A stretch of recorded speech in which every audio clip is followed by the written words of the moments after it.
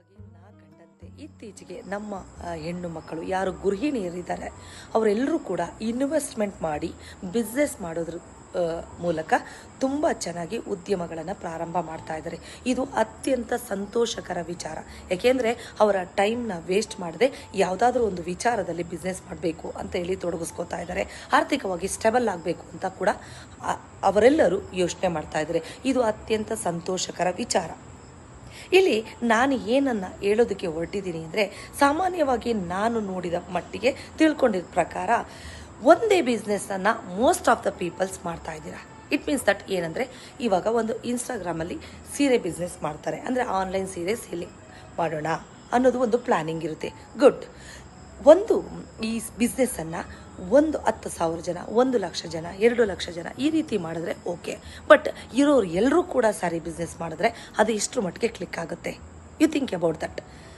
ಬದಲಾಗಿ ಹಾಗಾದರೆ ಬಿಸ್ನೆಸ್ ನಾವು ಸ್ಟಾರ್ಟ್ ಮಾಡಬಾರ್ದಾ ಬೇರೆಯವ್ರನ್ನ ನೋಡಿ? ಖಂಡಿತವಾಗಿ ಮಾಡಿ. ಬಟ್ ಆ ಒಂದು ಇನ್ವೆಸ್ಟ್ಮೆಂಟು, ಆ ಒಂದು ಕ್ಷೇತ್ರದಲ್ಲಿ ಹೂಡಿಕೆಯ ಪ್ರಮಾಣ ಹೆಚ್ಚಾಗಿ ಎಷ್ಟು ಜನ ಮಾಡ್ತಾ ಇದ್ದಾರೆ, ಎಷ್ಟು ಜನ ಅದರಲ್ಲಿ ಇನ್ವಾಲ್ವ್ ಆಗ್ತಾ ಇದ್ದಾರೆ ಅನ್ನೋದನ್ನ ಅಬ್ಸರ್ವ್ ಮಾಡಿ. ಅತಿ ಹೆಚ್ಚು ಜನ ಅದೇ ವಿಷಯದಲ್ಲಿ ಹೂಡಿಕೆ ಮಾಡ್ತಾ ಇದ್ದಾರೆ ಅಂದರೆ ಖಂಡಿತವಾಗಿ ನೀವು ಬ್ಯಾಕ್ ಬಂದುಬಿಡಿ. ಯಾಕೆ ಅಂದರೆ ಬೇರೆ ಯೋಚನೆ ಮಾಡಿ. ಫಾರ್ ಎಕ್ಸಾಂಪಲ್, ನಾನೊಂದು ಎಣಿಸ್ಕೊಡೋದಾದರೆ, ಯಾರೋ ಒಂದು ಸ್ಯಾರೀಸ್ ಸೇಲ್ ಮಾಡ್ತಾ ಇದ್ದಾರೆ ಅಂದಾಗ ಅದಕ್ಕೆ ಕೋಆರ್ಡಿನೇಟ್ ಆಗಿ ನೀವು ಬ್ಲೌಸ್ಗಳನ್ನು ಸೇಲ್ ಮಾಡೋದಕ್ಕೆ ಪ್ರಾರಂಭ ಮಾಡಿ. ಸ್ಯಾರಿ ಮತ್ತು ಬ್ಲೌಸ್ ಮ್ಯಾಚ್ ಆದರೆ ಅದಕ್ಕೆ ಬೇಕಾದಂಥ ಅಸೆಸರೀಸ್ಗಳನ್ನ ಸೇಲ್ ಮಾಡೋದಕ್ಕೆ ಮತ್ತಷ್ಟು ಜನ ಹೂಡಿಕೆ ಮಾಡಿ. ಅಂದರೆ ಒಬ್ಬರು ಶರ್ಟ್ ಮಾಡಿದ್ರೆ ಮತ್ತೊಬ್ಬರು ಪ್ಯಾಂಟ್ ಮಾರಬೇಕು ಅಲ್ವಾ? ಅಂದರೆ ಎಲ್ಲರೂ ಒಂದೇ ಬಿಸ್ನೆಸ್ಸಲ್ಲಿ ತೊಡಗಿಕೊಂಡ್ರೆ ಖಂಡಿತವಾಗಿಯೂ ಅದು ಎಷ್ಟರ ಮಟ್ಟಿಗೆ ಕ್ಲಿಕ್ ಆಗುತ್ತೆ.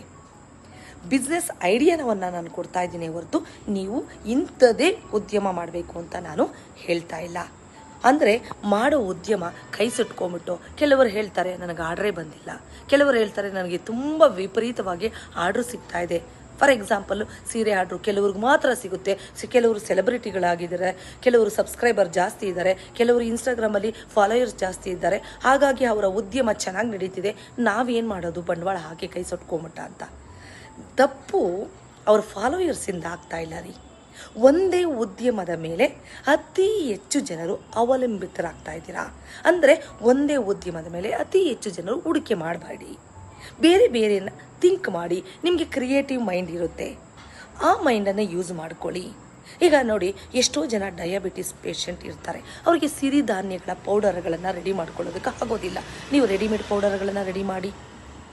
ಅಥವಾ ಯಾರಾದರೂ ಏನಾದರೂ ಬ್ಯೂಟಿ ಬಗ್ಗೆ ಇದ್ದರೆ ರೆಡಿಮೇಡ್ ಬ್ಯೂಟಿಷಿಯನ್ಸ್, ಅಂದರೆ ಇವಾಗ ಒಂದು ಇಯರಿಂಗ್ಸ್ ರೆಡಿ ಮಾಡೋದಾಗಿರ್ಬೋದು, ಒಂದು ಜ್ಯುವೆಲ್ಸ್ ರೆಡಿ ಮಾಡೋದಾಗಿರ್ಬೋದು, ಅಥವಾ ಒಂದು ಬ್ಲೌಸ್ ಸ್ಟಿಚಿಂಗ್ ಒಂದು ಡಿಸೈನ್ಫುಲ್ಲಾಗಿ ಮಾಡೋದಾಗಿರ್ಬೋದು, ಯಾವುದೋ ಒಂದು ಕ್ರಿಯೇಟಿವ್ ಆಗಿ ಥಿಂಕ್ ಮಾಡಿ, ಅದ್ರ ಬಗ್ಗೆ ಇನ್ವೆಸ್ಟ್ಮೆಂಟ್ ಮಾಡಿ.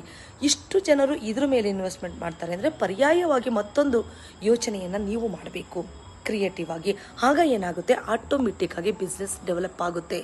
ಯಾವಾಗ ನೀವು ಯಾರೋ ಮಾಡ್ತಾರೆ ನಾವು ಮಾಡೋಣ ಅದಕ್ಕೆ ಲಾಭ ಸಿಗುತ್ತೆ ಅಂದರೆ ನಿಜವಾಗ್ಲೂ ಅದು ತಪ್ಪು ತಿಳುವಳಿಕೆ. ಯಾರೋ ಒಬ್ಬರು ಮಾಡಿದ್ರು ಅವ್ರಿಗೆ ಬಿಸ್ನೆಸ್ಸಲ್ಲಿ ಲಾಭ ಆಯಿತು ಅಂದರೆ ಎಲ್ರಿಗೂ ಲಾಭ ಆಗಬೇಕು ಅನ್ನೋದು ಇಲ್ಲ ಅಲ್ವಾ? ಈಗ ನೀವೇ ನೋಡಿ, ಎಷ್ಟು ಜನ ಸೀರೆ ಬಿಸ್ನೆಸ್ ಮಾಡಿ ಲಾಭವನ್ನು ಹೊಂದಿದ್ದಾರೆ.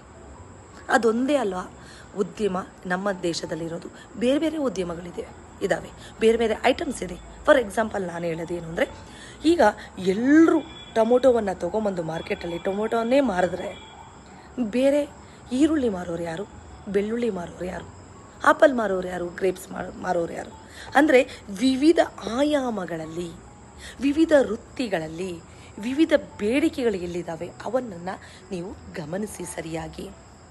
ಅದನ್ನು ಬಳಸಿಕೊಂಡು ನೀವು ನಿಮ್ಮದೇ ಆದ ಬುದ್ಧಿವಂತಿಕೆಯಲ್ಲಿ ಬಂಡವಾಳವನ್ನು ಹೂಡಿಕೆ ಮಾಡಿ. ಆಗ ನೀವು ಹೆಚ್ಚು ಲಾಭವನ್ನು ಪಡ್ಕೋಬೋದು. ವೃಥಾ ಯಾರೋ ಮಾಡ್ತಾರೆ ಅಂತ ತಗೊಂಡೋಗಿ ಇನ್ವೆಸ್ಟ್ಮೆಂಟ್ ಮಾಡಿ, ಮೇಡಮ್ ನನಗೆ ಆಗ್ತಾ ಇಲ್ಲ, ನನಗೆ ಪ್ರಾಬ್ಲಮ್ ಆಗ್ತಾ ಇದೆ, ಈ ಬಿಸ್ನೆಸ್ಸನ್ನು ಸ್ಟಾಪ್ ಮಾಡ್ತೀನಿ ಅಂತ ಎಷ್ಟೋ ಜನ ಕಣ್ಣೀರಾಗ್ತಾ ಇದ್ದೀರಾ. ಹೆಣ್ಮಕ್ಳು ಬೇಡ, ನೋಡಿಕೊಂಡು ಮಾಡಿಕೊಂಡು ಡಿಮ್ಯಾಂಡ್ ಯಾವುದರಲ್ಲಿದೆ ಅದನ್ನು ನೋಡಿಕೊಂಡು ಮಾಡಿ. ಜಾಗರೂಕರಾಗಿರಿ. ಯಾಕೆ ಅಂದರೆ ಫೈನಾನ್ಷಿಯಲ್ ಸ್ಟೆಬಿಲಿಟಿ ಇದೆಯಲ್ಲ, ಅದು ತುಂಬ ಇಂಪಾರ್ಟೆಂಟ್. ಸಬ್ಸ್ಕ್ರೈಬ್ ಮಾಡ್ಕೊಳ್ಳೋದು ಮಾತ್ರ ಮರಿಬೇಡಿ.